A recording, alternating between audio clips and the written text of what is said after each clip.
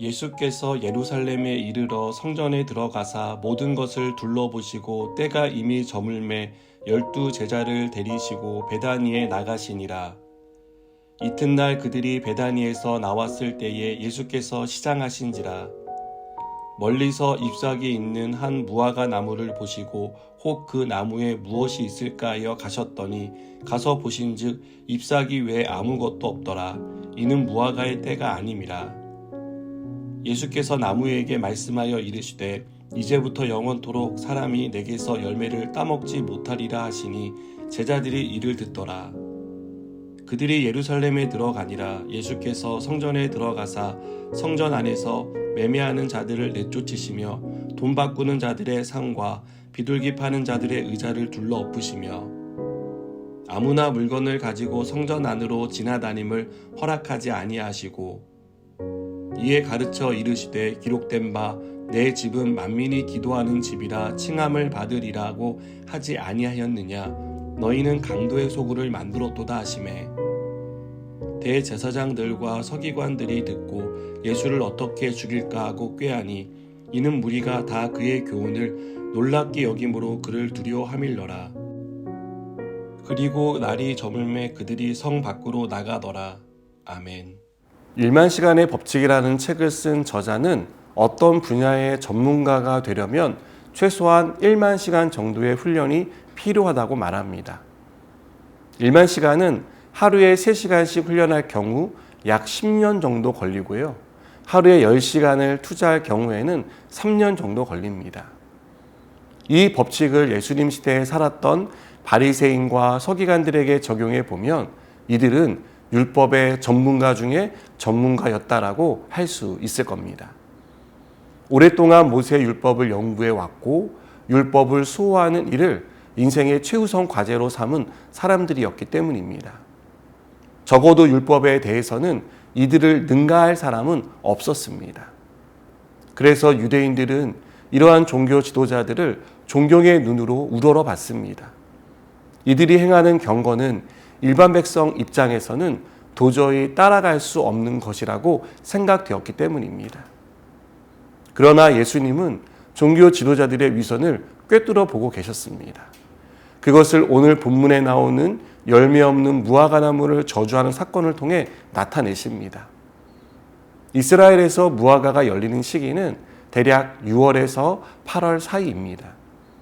예수님이 무화과 나무에서 열매를 찾은 시기는 유대력 니산월로 우리가 사용하는 달력으로 보면 3월에서 4월경이었습니다. 아직 열매를 맺을 만한 시기가 아니었다는 것입니다.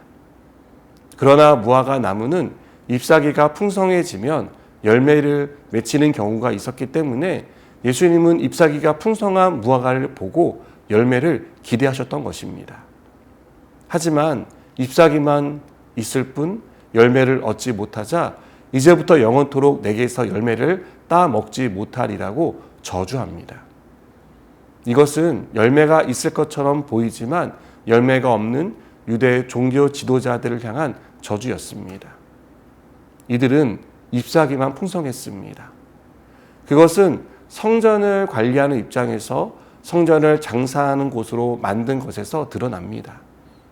이 당시에 성전에서 일어난 일은 예수님이 채찍을 들고 사람들을 쫓아낼 만큼 충격적이었습니다.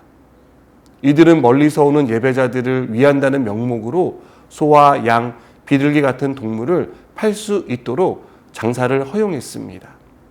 또 일반적으로 통용되는 로마 화폐는 황제 얼굴이 새겨졌다는 이유로 성전세를 낼 수 없도록 하고 유대의 화폐인 세겔로 환전하도록 환전상을 성전에 드렸습니다. 이렇게 한 이유는 모두 그들로부터 나오는 돈을 축적하기 위한 얄팍한 술수였습니다. 율법을 알고 하나님을 안다면 절대 해서는 안 되는 행동이었습니다. 성전의 기능은 하나님을 예배하는 것인데 이곳을 자신들의 욕심을 이루는 시장으로 만든 것입니다. 여러분, 나무가 건강하게 성장한다는 증거는 열매입니다. 아무리 나무가 곱게 뻗어 있고 잎사귀가 풍성하다고 해도 열매를 맺지 못한다면 문제가 생긴 것입니다. 신앙생활도 마찬가지라고 생각합니다. 우리가 주일도 성수하고 헌금 생활도 하고 봉사도 하는 등 기능적인 것을 다 할 수 있습니다. 하지만 성경이 말하는 사랑과 희락과 화평과 같은 성령의 열매나 빛의 열매를 맺지 못한다면, 즉 우리의 삶에 열매가 없다면 우리의 신앙생활도 어딘가 잘못된 것입니다. 건강한 나무는 열매를 맺듯이 건강한 신앙인은 믿음의 열매를 맺습니다. 그리고 그 열매는 하나님과의 올바른 관계를 통해서만 맺힙니다.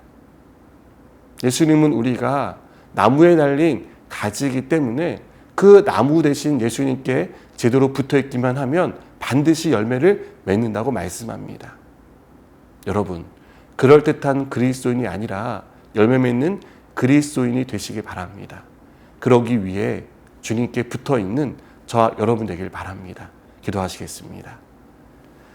하나님, 우리가 잎사귀만 풍성한 사람이 되지 않기 원합니다. 열매 맺는 하나님의 사람 되게 하시고 주님께 꼭 붙어있는 믿음의 사람 되게 하여 주시옵소서.